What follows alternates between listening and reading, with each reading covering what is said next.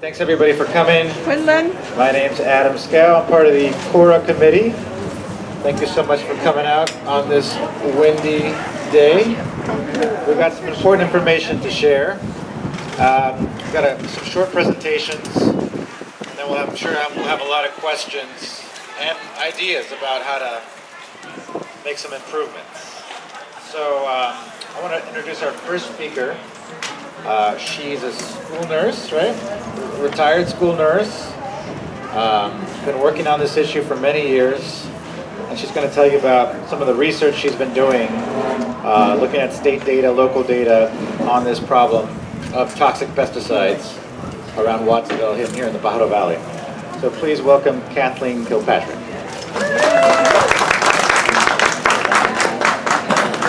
So our group that is putting this on is CORA. Our vision is transforming the Pajaro Valley to organic and regenerative. But I've also worked for years with Safe Ag, Safe Schools, and our vision is also to just overall reduce pesticide exposure of people who live in agricultural communities and everyone, as a matter of fact. So we have 4 groups that are our target, I guess you could say, constituency. Farm workers who are the most exposed to pesticides, agricultural community members, that's us, living next to the fields where our food is produced, consumers who care about both the quality of the food they eat and how it's produced, whether it's produced safely and justly, and then the big one, the environment, the impact of agricultural chemicals and farming methods on our environment, and we are very concerned about our environment. So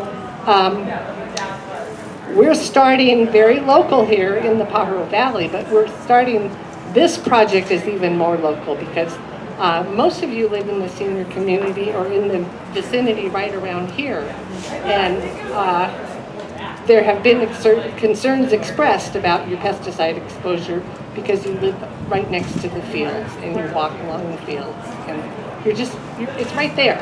You see the guy in the hazmat suits, you get that dust in your house. So we've been trying to at least start with getting some notification when the most toxic pesticides are applied. And our Ag Commissioner originally said, no, can't do it. But now the state is offering to do pilot projects for a statewide program, and he finally said yes. So you guys are going to be in that project zone, a lot of you.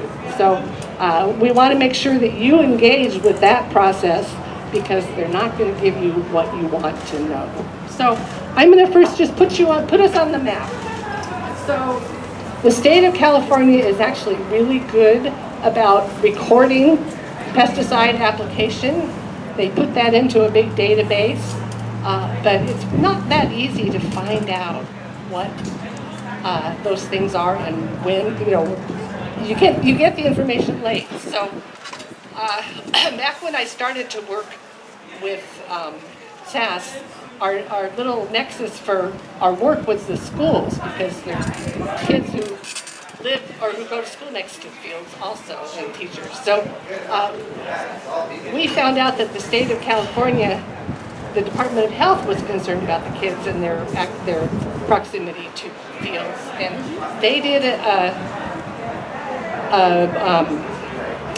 they did a paper about this, about how that was possibly a harm for our children, and there ended up being this whole campaign to get notification at the school level for pesticide use. And that was when we found out about this map, which the Department of Health originally did. They've now contracted out to a group called Tracking California. And it takes the data from the Department of Pesticide Reform, which I'll refer to as DPR henceforth, and puts it on the map. So I'm going to show you some of those maps. So I'm going to explain it to you a little bit. I'm going to step away from the mic so I can see. So you can take the mic with you. I can't carry it. I can't stand it. Okay. So here's the state of California.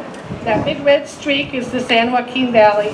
That red streak there is the Monterey Bay area and the Salinas Valley, if we look at so these red squares refer to poundage and percentile of pesticide use. So white is none, or little or none. Pink is some, and red is more, 75th percentile. So if you look at Santa Cruz County all grouped together, we're only pink because we're not an ag county like Monterey County. But if you look at pesticide use in the Monterey Bay region, here's the Watsonville area and the Salinas Valley. You can see that red stripe. This is by township, 7 square miles. And then if you look closer by section, 1 square mile, it's pretty easy to see that most of the pesticides applied in Santa Cruz County are applied in the Pajaro Valley. Okay, so this is a township map of the Watsonville area, all in the red. This is, if you zoom in closer to the section map, here is our neighborhood. And if you look closely at this map, you can see here we are. That's Staff of Life Foods, right there in the middle of that map. Our senior neighborhood is right here. So that's where we are on the map. This is a picture of our neighborhood. This is back before the raspberries went in. But you can see, where that palm tree is. I live a few blocks behind there, and I think most of you live in that neighborhood. You can see how close the fields are to our houses. So on this mapping system, you can also look at trends in pesticide use. And the trend in pesticide use in Santa Cruz County has been kind of aiming down. So I forgot to mention the last year information is available on this map is 2018. So we're looking at 5-year-old data here. So they're trending down. There's been more organic, but still, it overall has not gone down that much. And then you can also find out from this map, again, trends by township and poundage. And I think the last year pesticides, 2018, there were like well over 1 million pounds of pesticides applied in Santa Cruz County. And then you can also look at this map and look by categories. So see this column that I put a little pink line around? That has the names of the category, the initials for the categories of the particular brand of toxicity. So carcinogens, toxic air contaminants, fumigants, reproductive and developmental toxins. Anyway, you can get all that on the map.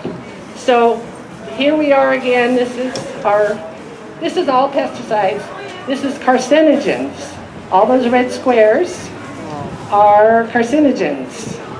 And people in the senior neighborhood got concerned because of a particular application of malathion. Here's the malathion application map for 2018 for the Pajaro Valley.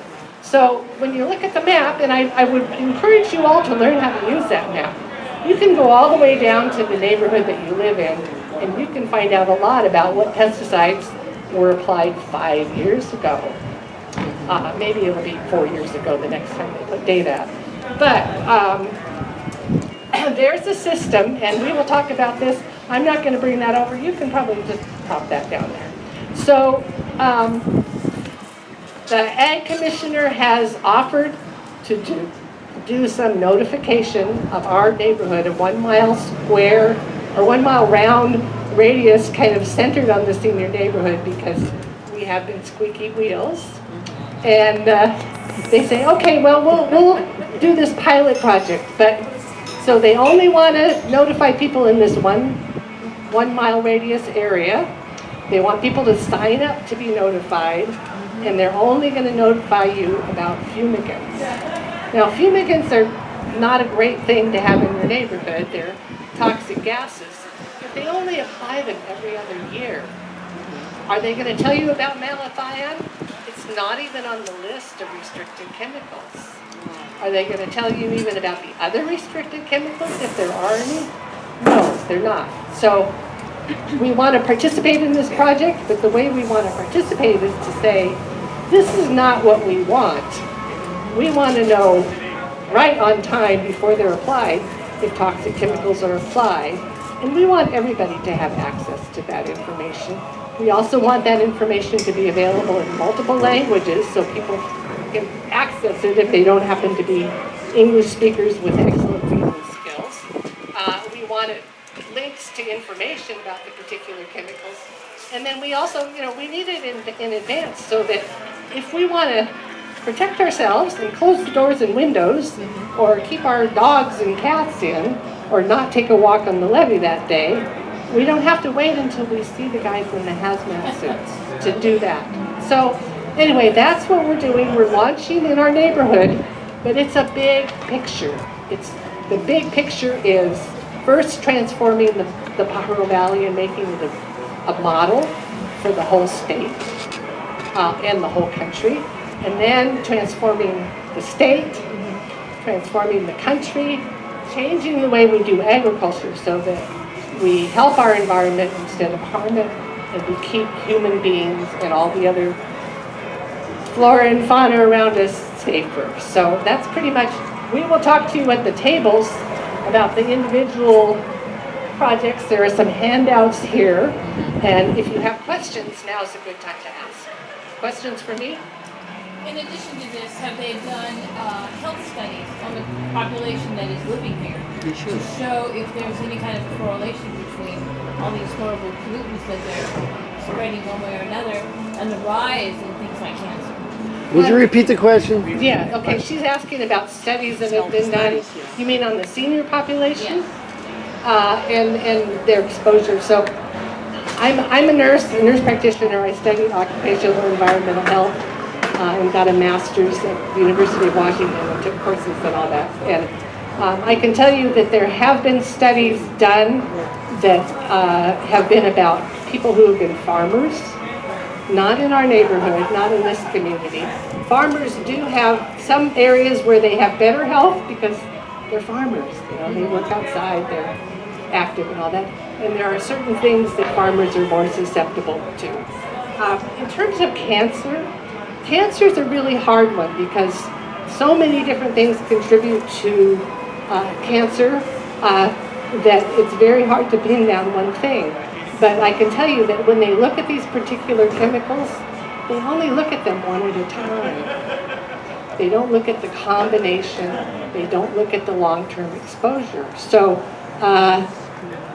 we don't really know. When places like what was the name of that place where PG&E polluted the water? Anyway, which one? The woman who became famous in Julie Brockovich, Erin Brockovich. Erin Brockovich, thank you. That was her guy. Senior brain. Anyway, Flint, they won their lawsuit, Yes. but they couldn't prove that there was a cancer cluster there because it's just really complicated. And if you have a small population of people, there's so many different factors that they have to rule out. So no, these studies are not being done.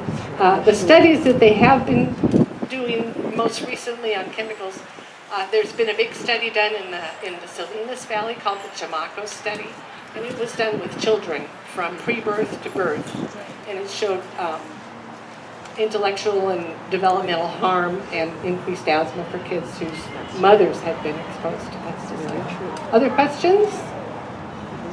So, a couple of things. The name of that study that you're wanting to talk about, I believe it's called the Agricultural Worker Study.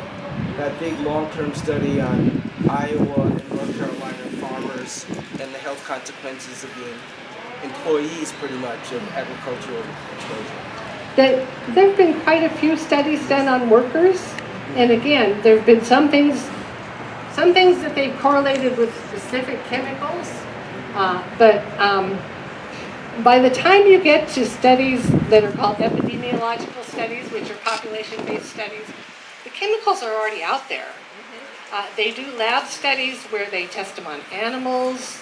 They do studies where they test them in the petri dish. And they do some limited human studies. Mostly what they're looking for in those studies of the human studies is acute effects. It's like, are you obviously poisoned?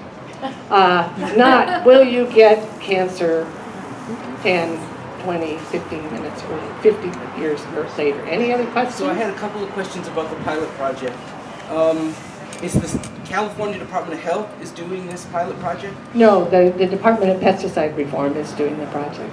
So any Can they funding, partner? is it all state funding or were there any private entities? The state allocated $10 million to roll out a statewide program. I'm kind of assuming that the pilot projects are coming out of that $10 million. Okay. And there will be an opportunity to participate at the statewide level. There may be some workshops happening, we hope, Monterey County, probably not in Watsonville, but where you can go and say, wait a minute, you're not giving us what we want more information. So we have our little local pilot project and we have what's going on at the whole state. And I would really encourage you to participate at both levels. So the way this pilot is working is you give your information to them, how to contact you, and then they contact you before the spraying, before the fumigants are sprayed, or how does that? Yes, they would send you an email or a text before the fumigants were applied. I think 24 hours before.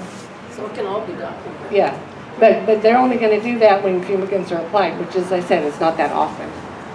I'm thinking about the drinking water in Watsonville, and it's from wells. And the pesticides are being applied to the dirt all around Watsonville. Are you confident that the water is Safe to good drink. and safe without significant levels of pesticides?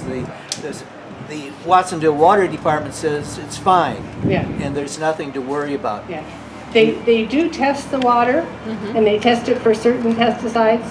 There are certain chemicals that are not necessarily agricultural that have been shown in elevated levels in our drinking water in the Watsonville area. The main one is chromium-6. Chromium-6 is at elevated levels in a lot of the individual wells and water systems around here. But in terms of pesticide contamination of water that would impact human health, they have not shown that. One thing that you and I were talking about is that quite a few of the chemicals that are used in agriculture here are harmful to aquatic life. So if they run off into the water systems, they will harm the creatures that live in the water, frogs and all those other little creatures that help purify things. And you might not notice them in the major water supply, but you might notice less frogs in your neighborhood. So, other questions?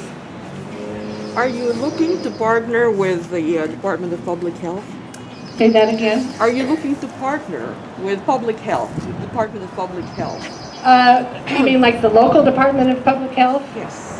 I'm not sure we're going to get much out of them. They do have somebody whose job is environmental something or other, but everything in ag and ag chemicals goes through the county ag commissioner and DPR. That's the way the state is channeled. The big ag in California has a huge amount of power, and the system has been designed to protect them. I mean, that's my opinion, but I'd have to say it's been that way since they started farming in California when the gold miners were here. So, other questions? Did you tell us how you can sign up to be in the, get notified through the pilot project? Did what? Did you tell us how to sign up? He hasn't started that yet. It's Oh, I not see. going to be. I It's see. not going to be rolled out. He said late spring. That's what Juan told me day before yesterday. So if people sign up on our email list, we'll let them know as soon as we. Yeah, and there probably will be more public information out. So what we were thinking would be great would be people who live in the same neighborhood. If some of you live in Pajaro Village, there's that community center. We could have another meeting and have people come there. I'm sure Juan Hidalgo would show up. He has showed up. He showed up for our Bay Village meeting, and he showed up when people were upset, on Zoom anyway, when people were upset about the malathion spray right over their fence. So he would. Oh, Juan Hidalgo is the county agricultural commissioner. He's a nice guy. As ag commissioners go statewide, he's one of the best. But you know, his resources are limited, and he sees his job as making sure the food gets grown. So do sign up on our mailing list. If you want to be informed, we will definitely let you know as soon as there's a way to sign up. That's one way to get informed. So, and if there's more questions, I'll be sitting by one, either this one or that one after we have our speakers speak, and you can come and talk to me, and most of you know where I live, so. I do. Okay. Thank you, Kathleen. We're going to talk a little bit more about the politics. I'm going to talk a little bit more about that after our next speaker and what's going on with the regulation and the politics about that. Our next speaker is Ernestina Solorio. She has been a farm worker and a longtime resident of Watsonville in the Pajaro Valley. She's going to share a little bit of her experiences dealing with some of the health consequences of pesticide exposure. And Eloy Ortiz is going to, of the Center for Farm Worker Families, is going to translate. So please welcome Ernestina and Eloy. Mi nombre es Ernestina Solorio. Yo soy una persona que trabaja en la agricultura, en la pizca de la fresa. Yo llegué aquí desde 1993. Her name is Ernestina Solorio. She's worked in farm working, specifically picking strawberries. She arrived here in 1993. Les quiero platicar un poco de mi vida. Yo tengo dos niños con incapacidad de aprendizaje. She wants to tell you a little bit of her life. She has two children with learning development issues. Uno de ellos tiene 15 años y el otro tiene 10 años. Por motivo de que yo vengo de México a trabajar, me di la necesidad de que estaba embarazada y así tuve que trabajar. One of her children is 15, the other is 10. She came from Mexico looking for work. She started farm working here while she was pregnant because she needed the money because she needed work. Y ahora estoy viendo las consecuencias porque yo estuve expuesta a los pesticidas y yo por mi ignorancia o porque también en el trabajo no nos dan mucha información a base de los riesgos que uno corre o los niños también corren riesgos de ahora lo que me está pasando con mis hijos en la capacidad del aprendizaje. So right now she's dealing with the consequences of her lack of knowledge about the pesticides that she was exposed to, and also the farm's lack of imparting information to the farm workers about the impacts that the pesticides would have on her and her children potentially. Ahora que yo estoy viendo las consecuencias con mis hijos, es una vida muy difícil, porque estar trabajando y estar al pendiente de su atención de ellos, el problema por su aprendizaje y tratar de sacarlos adelante. Y yo como campesina trato de hablar con otras personas. So again, she's dealing with the consequences of both working and trying to help her children who are who have learning development issues, and trying to help their education. And it's very difficult for her to work and help her children in a way that they can be just even at a normal level. Hablar con otras personas a base de mi vida, que no es fácil lidiar con unos niños que tienen incapacidad de aprendizaje, verlos sufrir, porque mi hijo de 15 años tiene depresión y ansiedad, pero es a base de su incapacidad que él tiene. It's very difficult for her. She does try to talk to people about, talk to anybody who can inform her about, how to help her children and the issues that they're having. Her oldest, the 15-year-old, has a lot of anxiety, and that has developed around the learning development issues that he has. Yo como madre les aconsejo a otras personas que debemos de decir o escuchar el mensaje de a base de, por necesidad tiene uno que trabajar, pero lo primero es su familia y son sus hijos. When she talks to other mothers, she tries to emphasize that, yes, we all have to work, but for her, her priority will always be her children. Porque muchas de las veces nos enfocamos, claro que venimos a trabajar y tenemos miedo a hablar o hacer saber, como veces ignoramos tocante esto de los pesticidas, como yo les digo antes, yo no sabía nada de eso. De haber sabido, yo no hubiera haber trabajado.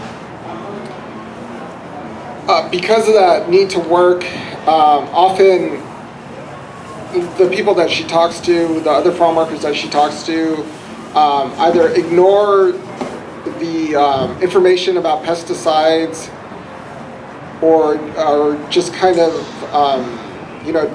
don't focus on it, and she says that if she'd known the future consequences of working as a farm worker, being exposed to pesticides while she was pregnant, she wouldn't have done it. Yo tengo mis hijos en consejería, con su pediatra, con su psicólogo, y aún los doctores no me han dado una respuesta, pero tocante al poco conocimiento que yo tengo, yo digo, ¿de dónde más? Porque tengo otros dos hijos, los dos más grandes, y ellos no tienen ese problema. Her two youngest children, the ones that she had while she was a farm worker, are seeing counselors, they're seeing doctors, they're seeing psychologists, and they don't have an answer for her about why these two children are having these issues. Her two oldest children that are from Mexico, prior to being a farm worker, are normal. They don't have the development issues. So she says to herself, where else could these health issues have come from if not from being exposed to pesticides? Eso es lo poco que tengo de mi aprendizaje, ¿verdad? Que he aprendido tocante a los pesticidas, que nosotros como campesinos a veces ignoramos las cosas. And that's what she's learned, that we as farm workers, we sometimes ignore the information that's given to us, and we also don't go out looking for information about what we're being exposed to. Pues yo pienso que eso es lo que tengo que platicarles. No sé si alguien de ustedes tenga alguna pregunta para mí. And she just wanted to share a little bit about herself, about her life and the consequences of being exposed to, of what she believes the exposure to pesticides has done to her family. And if you have any questions for her, she'd be happy to answer any. I wondered if she has met any retaliation from school people. I don't know, anybody that she might be, they might be threatened by her being vocal about this. Of course the farmers that she works with, but anybody else in all these supposed health groups? ¿Hay alguien que has hablado en el salud público de cualquier organización o institución que te ha dicho algo mal por estas acciones? So the question was, has she gotten any pushback from sharing her stories? And she says that no. Nosotros como campesinos conozco otras familias y más familias que han llegado a estar también expuestos a los pesticidas. Conocemos familias que ha habido niños con problemas, pero como de cáncer en la sangre. So she's gotten to know other farm worker families and some of the issues around them is like leukemia. Otros niños que han nacido no bien completos, digamos algo deforme porque tienen incapacidad para mover su cuerpo. There are also some children born to farm worker families that have some deformities. Y como les menciono, es que nosotros a veces tenemos miedo a hablar. Miedo porque quizás no nos atrevemos a que las personas se den cuenta de lo que uno de campesino se expone y el riesgo que estamos corriendo. And again, there's fear.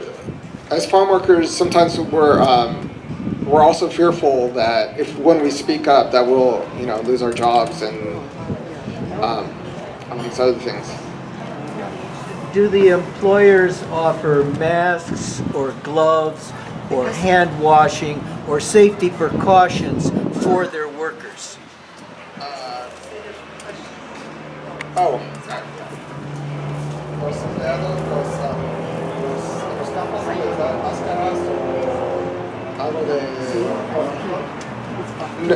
So the question was, do farm employers provide any masks or gloves or hand washing? And the response right now is no.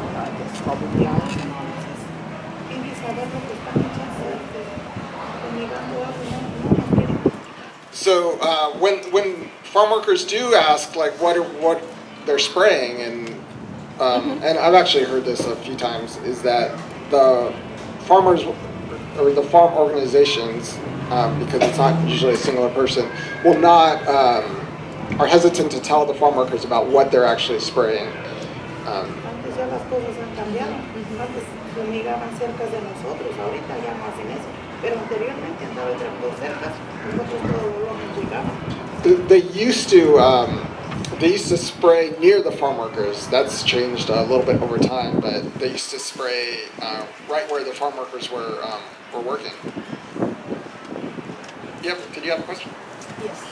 I just want to, I agree with her. I was a pediatrician. I was a pediatrician for Watsonville Health Center for 10 years. I was a pediatrician for Watsonville Health Center for 10 years, and I very much agree with her experience is very common. I see a lot of children that have developmental delays, learning disabilities, attention deficits, and in my 32 years as a pediatrician, I've never seen as many children with congenital anomalies, and we as doctors and practitioners, we presume it's from the exposure, it's from the pesticide exposure, from the dust that they are actually inhaling, because many of these women who are pregnant are actually out there picking strawberries, picking fruit, and we physicians, we deal with the after effect. Okay, there is help that we are trying to do work so we can coordinate with the school to help the children.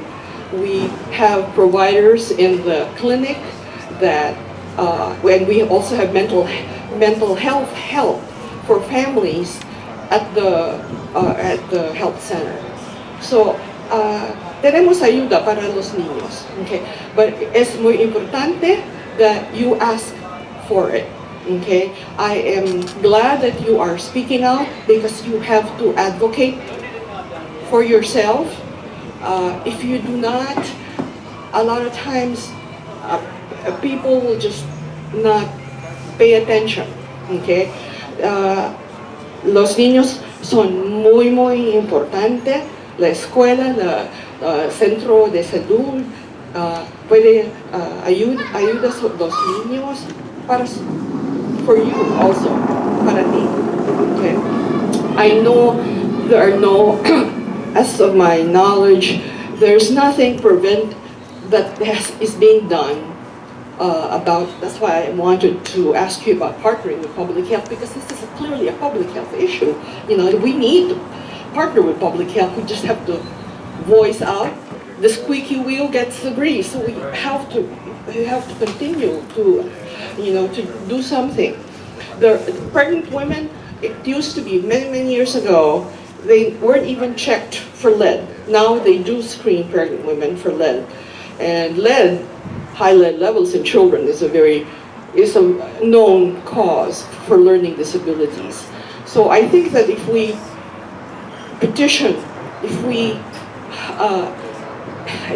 it's very difficult. As you say, there are powers out there, and I think if we continue to do what you're doing right here, I think it's a start.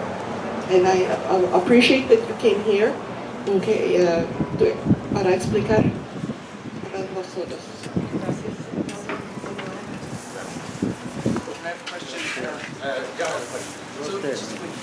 So I'd like to piggyback on the doctor's comments. Yes. I'm a family physician down in Monterey County, which is the home of the Chamacco's program.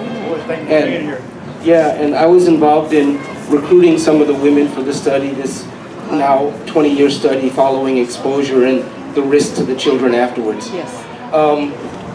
So I think it's important for patients and families to know that because of the Chamacco's findings, clearly related to exposure during pregnancy and quite clear neurodevelopmental abnormalities in the children, many of the doctors of Monterey County have started offering disability early for pregnant women that work in the fields. So that's some success we've had because of the awareness of this program. It's always a matter of whether or not the women will accept the early ending of work and disability instead. That's always been kind of a struggle. In addition, because of the awareness of Chamacco's in Monterey County, many of the employers there have offered hand washing stations and have done mitigation things for employees in the field. But it's very haphazard and capricious.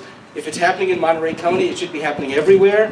But I think that knowledge and awareness isn't everywhere, which is why folks still don't do it. But there has been some success in terms of mitigating the damages from the pesticides in Monterey County by the local farmers getting on board, and then doctors knowing that it's a legitimate reason to disable people early from pregnancy if that's what the family wants.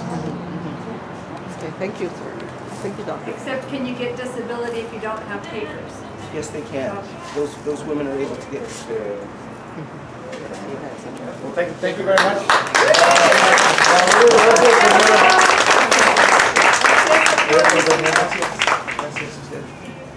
Thank you very much. Gracias, Ernestina.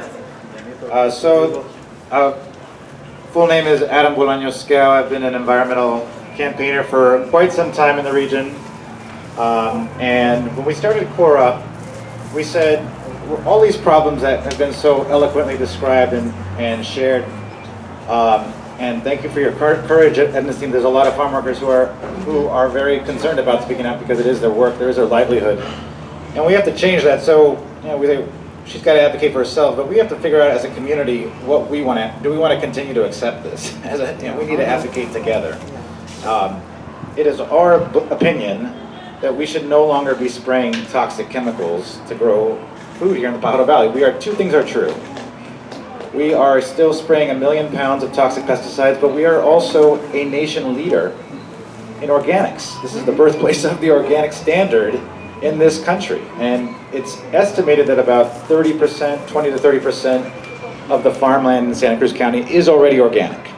And it makes a big difference. I live by organic fields on the other side of town. And it really bothers me that here, Vista Montaña and the seniors and everybody on the east side of town is potentially, this UCLA study just showed that these chemicals can drift for miles. So really the whole town is at risk here. And so this is really an invitation. This is a campaign. It's going to take some time to explain why, but can we actually transition this valley? I'm also involved with a campaign to protect the farmland, Measure U renewal. And it's a very, very important campaign because obviously we're very pro-agriculture. We want to eat food. We want to be able to, this is some of the best climate, some of the best land, some of the best soil in the world. And we do not want to just pave it over and build housing that none of us can afford. That's another issue. But food is good. We want to have healthy food. And so that's why we started this effort. Just let me say a little bit about the regulation and how this works. Currently, local counties have no ability to regulate the pesticides being used in our county. The state took away that power 20, 30 years ago after Mendocino and Sonoma County were having a lot of success fighting back. And so the state problems that Kathleen were describing, she's totally right. They are very much in bed with the companies and are largely protecting them. One of the reasons, I believe this pilot program, so just to clarify what the pilot program is, they're not going to tell you everything they're spraying. They're not going to tell, and that is by design. And the details are going to be worked out. And it makes sense if you think about it, if you put yourself in the company's shoes. Because they do have to report what they're spraying, it's just on a 3-year delay. If you put yourself in the company's shoes, why would they tell you before, the day before, setting themselves up for big liability? And that's how this game and this system works. And that's why it's going to be very hard, and it's going to take a long time, and they're going to bog us down with stakeholder processes which are loaded with industry people, and this will go on and on and on and on. So we want to think bigger and say, well, of course it's common sense and absolutely public health necessity that people are notified. But we also want to figure out a way to transition this land. My understanding is that before there were raspberries there was actually a crop rotation, there was vegetables being grown there on the other side of the levee, which is also very important for soil health. So to do that, this is going to have to be necessarily political. How do we make this change? There's 2 ways to do it. The first way is we would talk to the companies and we try to persuade them to do it out of the goodness of their heart. And here's why that's going to be a little bit hard.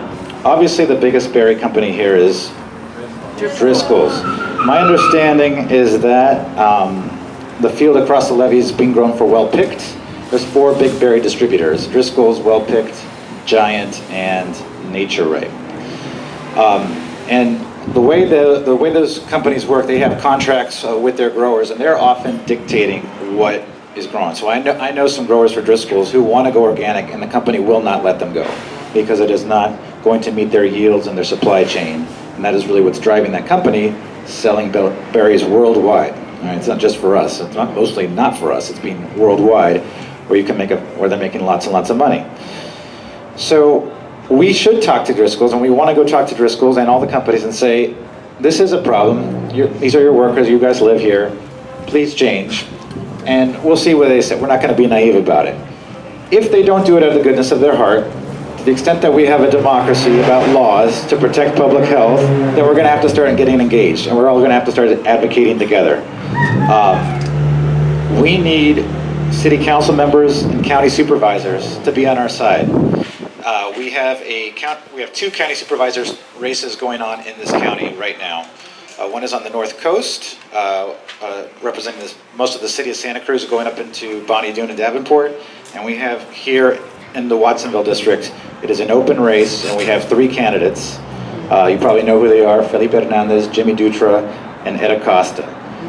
It is our job to push them to join us, and the city council as well. And we invited them all. And unfortunately nobody came today, but they're very aware of this work, and some of them have privately said, we agree with you. But even that's not good enough, because we need representatives to actually publicly work with us to make this happen. And so we need to push them and not just say, please do it. We need you to do it, because if you want to be a good public servant, we need you to help take on these public issues with us. So this is an important opportunity for us to push all of those candidates. Ideally, regardless of whether you have a favorite or not, we want all of the candidates on our side, or 2 or 3 of them. And so let's really push them. They're going to be coming to your door. They're going to be, I know some of them are already walking and are saying some good things, but we want to push them publicly to get engaged. work with us in a cooperative fashion.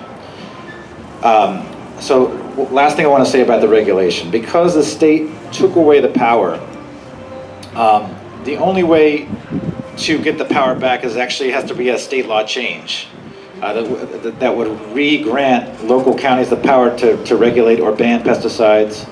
And we may have to deal with that eventually at time. We're going to have to engage our assembly member and our senator. And this is going to be a long-term effort. But the first thing that we need to do is make this a bigger priority in our community. If only 5 people care, nothing will ever get done. So thank you for coming out today. This is a great turnout. Please do sign up.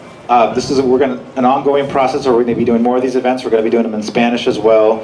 And at some point there's going to be a community town hall where we try to grow our power and really show that hundreds of people care about this in Watsonville and want to help turn this around. So thank you so much. Any questions, can I answer, or any ideas? It's really a conversation. Both of you. The amount of money that the berry companies make increases if they plant berries instead of vegetables. I think they get 2 or 3 times as much per acre if they grow berries. And for lettuce and berries, the companies in general earn about $100 million, $180 million. What's their take? Is it 180 million of berries and an equal amount of lettuce each year? Have you heard those? Does anybody know the answer about how much money is being made off the berries? There's a report that the Ag Commissioner puts out every year. Berries are running away the top. Berries are the top cash crop. Yeah, lettuce has dropped behind. The lettuce growth has shifted to Monterey, to the Salinas Valley, and going south because of the weather. And berries are far and away, strawberries, and then the caneberries next on the list of commodity crops in Santa Cruz County. It's really changed in the last 2 years. Yes, as a member of the Carrillo Board of Trustees, I'm Steve Trujillo, and it doesn't know me land. This has also become a topic of conversation among the various trustees. We do have private land that you guys don't know about, putting some up in Bonnie Dunes. Yes. Yeah, I am Cabrillo Board of Trustee. I'm Steve Trujillo, member of the Cabrillo Board of Trustees. I'm looking around for the other elected officials. Don't see any, but anyway, I'm here. Just because I'm in the Cabrillo Board of Trustees doesn't mean we're not interested in what goes on in our neighborhood, particularly with crops. Particularly with crops, we are very concerned about the neighborhood. Remember, we have a campus here in Watsonville. We have a campus in Aptos. We also have a horticulture program. And we have the Cesnon House that serves food to people. You can have an influence. His name is Matt Wedstein. He's the president of the campus. Send him an email, send me an email. If you want the Cabrillo College, when we hope they're going to rename it soon, sometime this year, if you would like our community college to be responsive to your needs as far as getting rid of pesticides, you need to let us know. It'd be very important for you to let us know, because we employ hundreds and hundreds of people and thousands of students come on campus, and also are currently some are taking Zoom classes. So, as an elected official, I feel it's my responsibility to check on the El Bar Ranch, which sits directly behind my house. I've already contacted Robert Rivas and asked his legislative aid to put together a bill that would prohibit growers from spraying anybody who walks near their farm or walks near those acres, anywhere in California, from being sprayed. They would have to suspend spraying until such time as they gave us 72 hours advance notice. Now, do I know that's going to come about? I'm going to work my best to try and make sure that it becomes law. Thank you. Thank you. Thanks, Steve. Any other questions, comments, ideas? Ellen? Say something about regenerative agriculture and sequestering carbon in soils. Yeah, maybe I'll let you say it. Any other questions about the politics regulation? Just partnering with the with Cabrillo and the universities is a big part of what we're envisioning, because we see this valley as not only a model, but also a laboratory where the transformative agricultural methods are put into practice and displayed. And that's already happening with alternatives.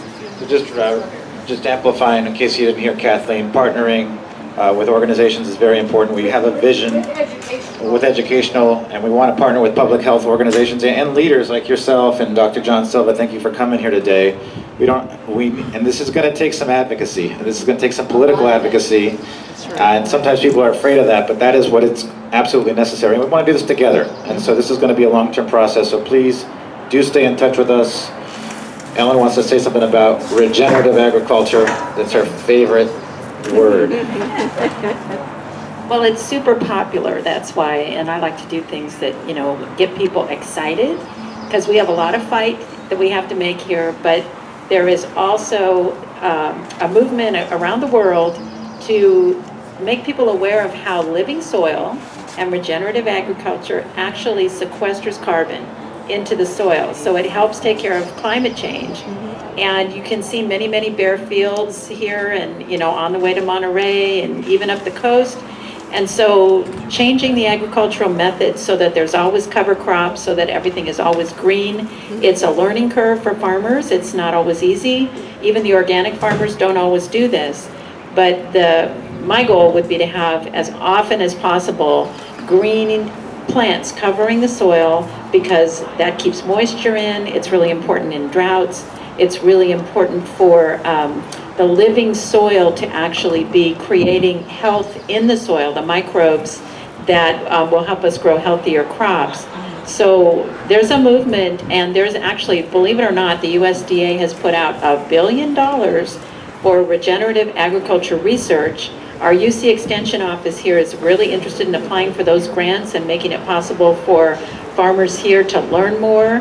We have a potential organic farming education program through the Farm Bureau here that could be starting anytime. So that's with Dick Bichotte, and Lakeside Organics, and they're the biggest family organic farm in the country, maybe in the world. And so we have a lot going for us here, and we do have a fight ahead, but there's also good news. There's things for us to support. And I actually have a little 3-minute video if you want to watch it, or you can watch it on YouTube, from Kiss the Ground. That's about the beauty of sequestering carbon through regenerative soils. So thank you very much for being here. And Ellen has an article in this magazine if you'd like to read it. Ellen Farmer, thank you very much. Any other questions, ideas? Yes. I have a little experience. I'm new here. I've only been here a couple of months. The mic closer to your Okay. vocal. Thank you. It's beautiful here. I don't have to tell you that. You already know that. And I don't want to see the farms go out of business either. But it's been my experience down south, where I've had to deal with tank farms and terrible air pollution. What you have to do to try to make change is really document the harm that is being caused. Are you doing enough right now? Like we had the AQMD down south along with other agencies, to help you document the spraying and the effects? Because that is really critical. That's a good question, and and I think Kathleen was alluding to the studies and how the studies often aren't always that useful, or there's many gaps. But I want to just say that there's a little bit of a political game that's played with the community on your question. You're asking an honest, good question, but the companies and the government are very skilled at throwing the burden back onto you. Oh, you have to prove it, and and they have their own science, they have their own studies. Meanwhile, they continue to spray chemicals that we all know cause cancer and learning health disabilities. And somehow it's become normalized to think, well, that's okay, that's reasonable to spray these things. And it's not reasonable to try to go, so that's a little bit of a trap there. But yes, there's been more studies coming out showing drift problems, and it is our opinion that it's time for a transition, a change. And so... This is a great... You're in the microphone? So 7 years ago, the organizer we had in SAS got somebody a friend who was a tech person, and she decided to do an app that people could use to report pesticide drift and exposure. And it was kind of like in the beta phase, and I think the state may have heard about it because they put up their own. So nobody knows that there's an app that you can have on your phone. So pick up one of these flyers that talks about Casper.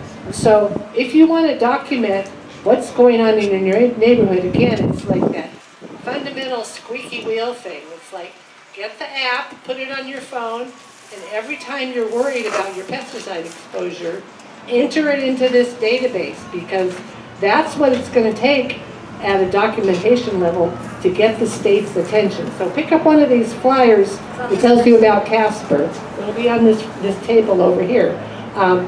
They want to be the clearinghouse for that information. They didn't want us to be.